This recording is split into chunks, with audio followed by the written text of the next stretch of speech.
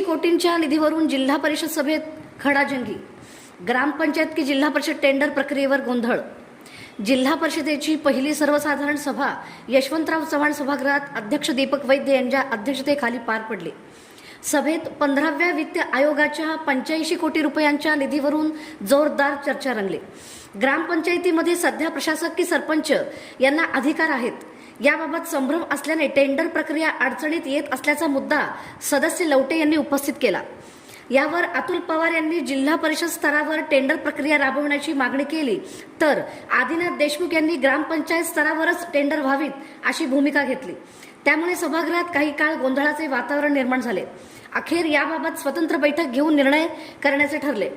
सभेच्या प्रारंभी उपमुख्यमंत्री अजित पवार आणि आमदार बाबासाहेब देशमुख यांच्या वडिलांना श्रद्धांजली अर्पण करण्यात आली।